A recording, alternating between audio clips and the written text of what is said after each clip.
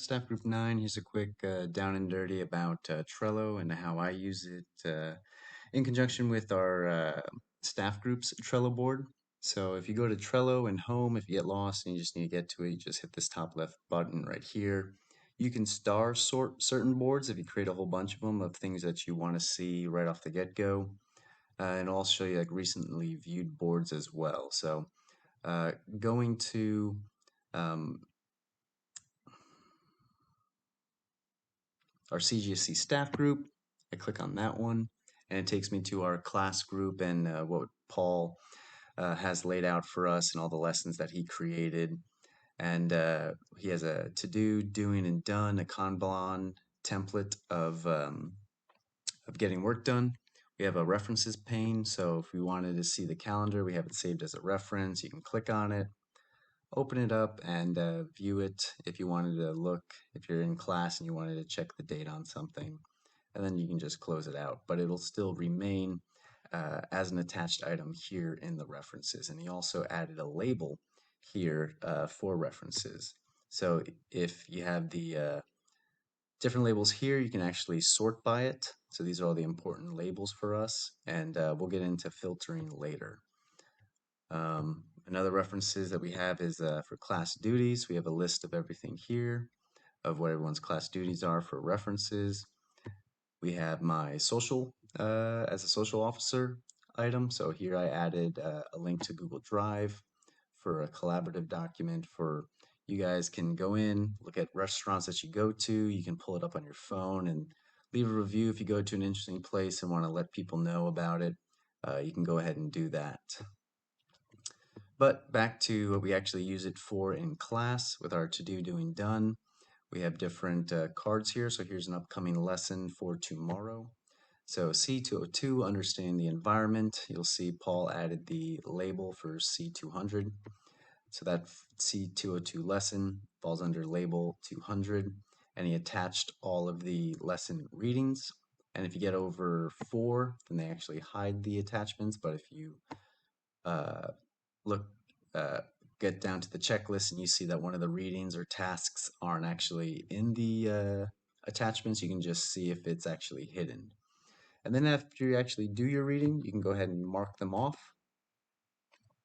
And this progress bar here will show you how much more reading you have to do to motivate or demotivate you. And we don't do any editing here as a class because we don't want to be writing over each other. So if you want to copy this to your own personal board, which I'll walk you through, that's the best technique so that we're not making bad information. Speaking of you all, here's how everyone is listed here up in the top section. These are all the different members, and you can share it with other people or on your personal boards, use that feature. And the best thing about this is the calendar that actually gives us kind of a targeted view of upcoming lessons from all the cards that are created. Now, a card won't show up on your calendar unless you give it a due date. So if we see here on the 24th, it has a due date of 8:30 and a date, and that's what actually makes it show up on the calendar view. And you can do that by assigning a date here on the Add to Card menu. So here we have dates, and you can change it, and when you change it, it changes it on the calendar. Another way to change due dates is moving a card from one day to another. And if you do that, it'll actually change the due date on the actual card. And if you have several cards on one day tile, then they'll have a scrolling feature here. So make sure to scroll over the day and scroll all the way down to make sure that you see everything on your page. So here we have a quiz coming up, an essay due, and those are all created from cards that were created on the board and then given a due date. If you want to simplify it, you can go ahead and go to the week view. This is how I like to view the calendar, and it just gives you more workspace to view and work off of. So Xing out of that, let's see what we do. So usually we'll take the lesson, move it over to doing once class starts.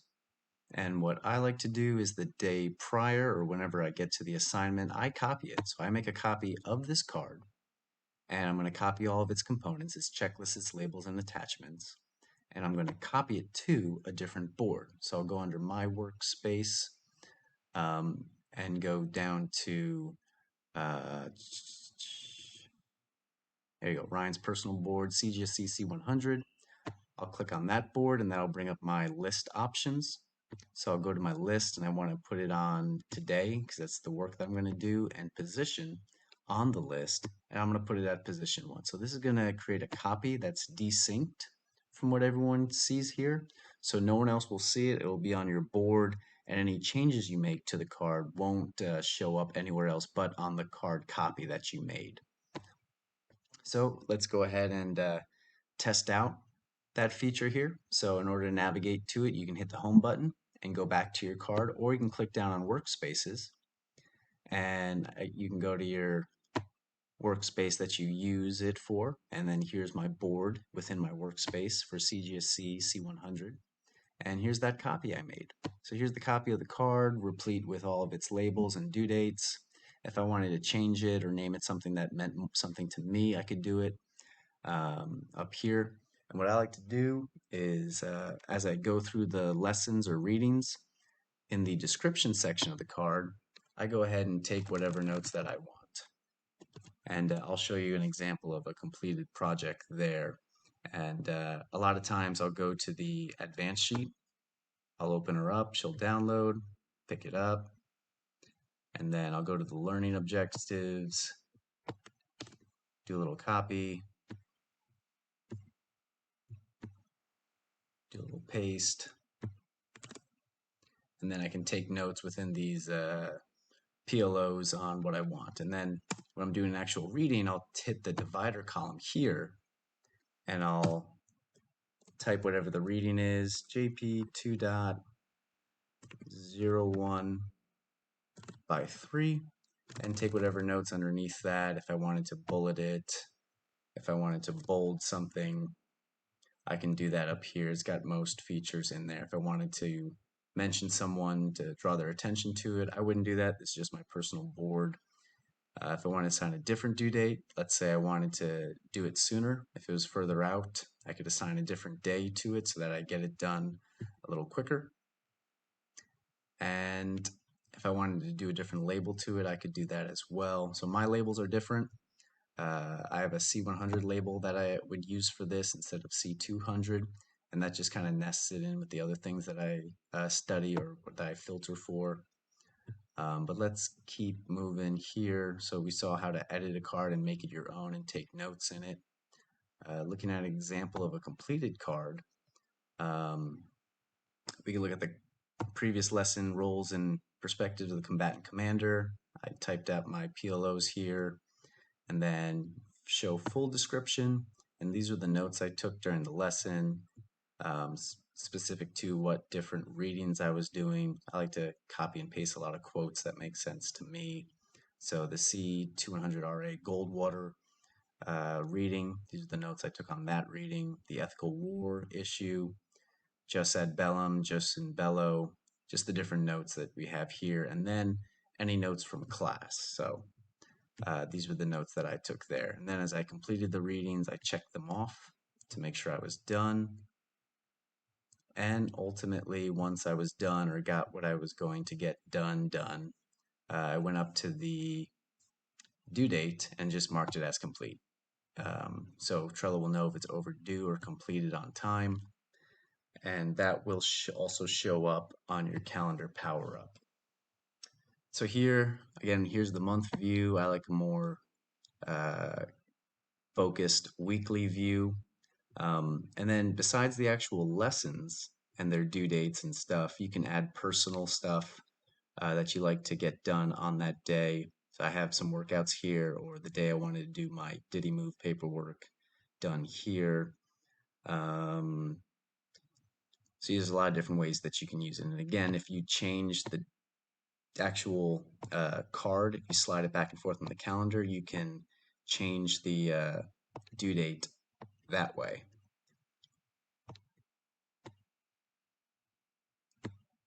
All right, so coming out of the calendar view there.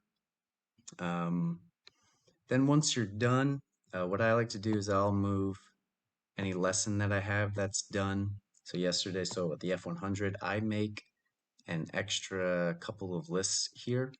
So I have for the different sections, so F100, so I'm going to move it over to the F100 tab. And here's where I have all the F100 lessons. So that if I wanted to search or study for an F100 specific course, I have all the cards and lessons associated with it right here. And if I wanted an even more focused view, or if I had cards spread all over the place, I could filter by a lot of different ways. A common way to do it is to do to filter by a label.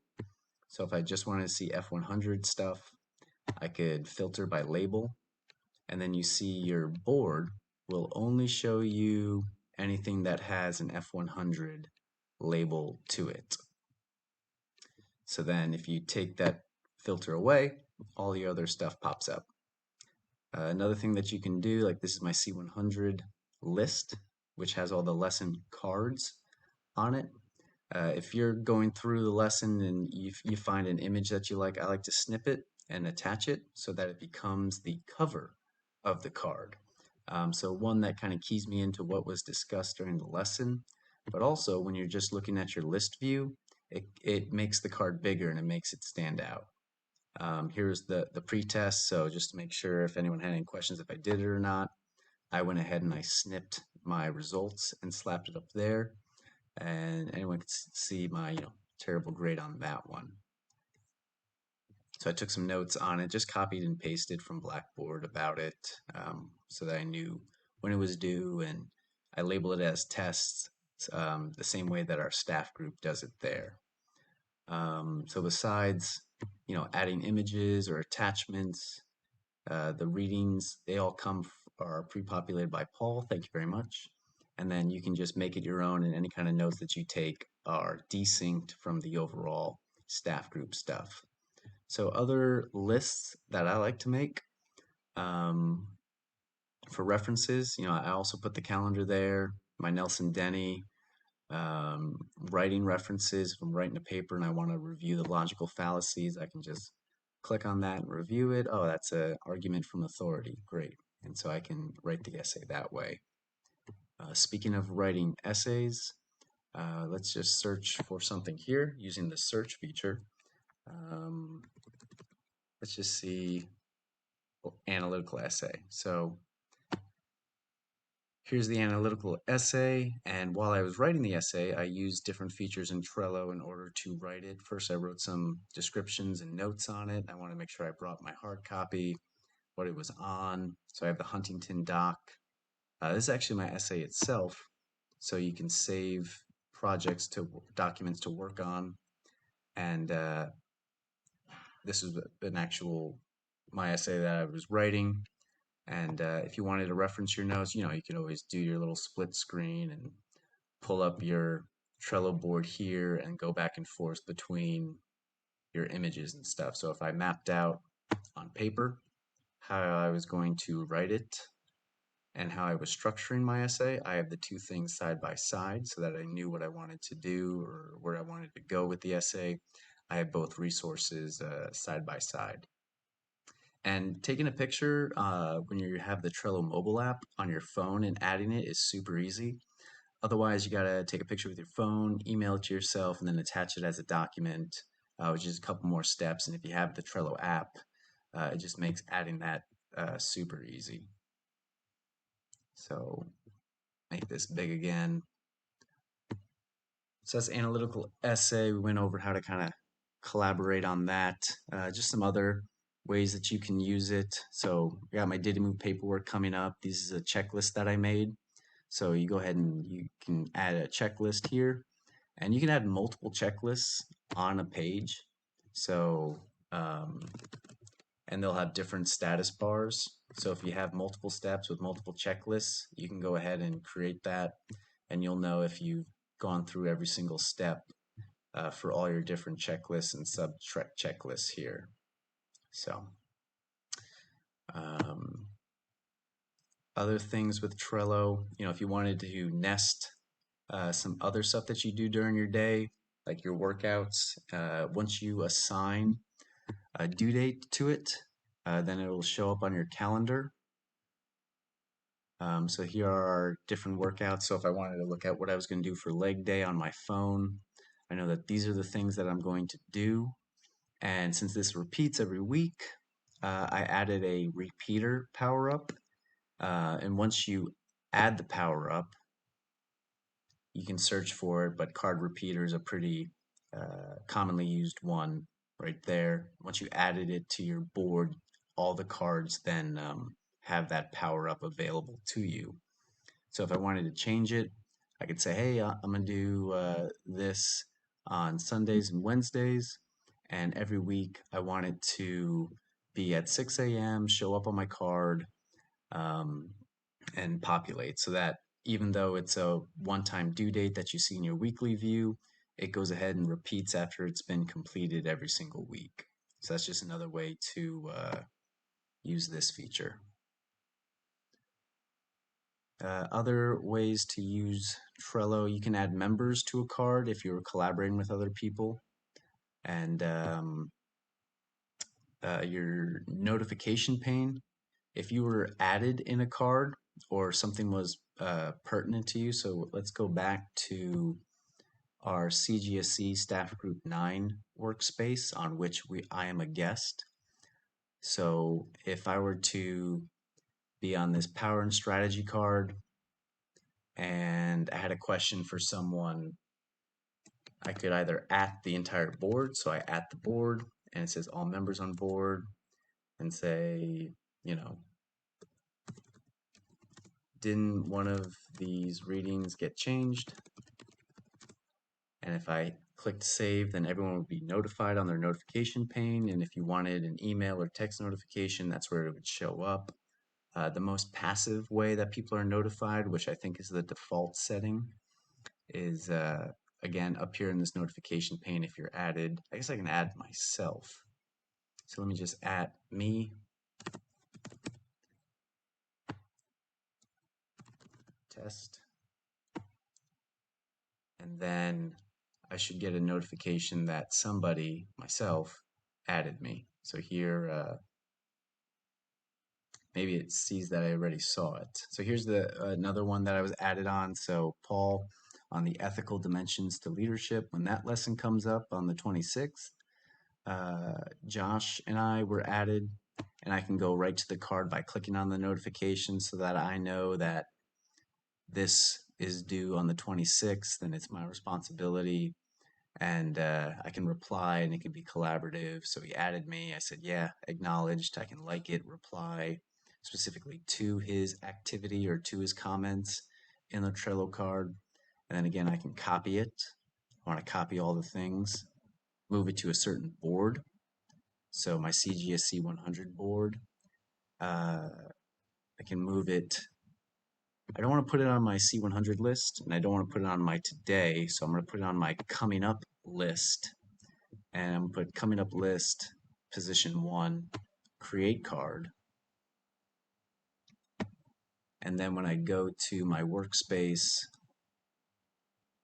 and then I go to Ryan's personal board, my CGSC, or my workspace, my CGSC board, and I look at coming up, and then boom, here's that card I just created, and its due date, and the readings I have to do for it.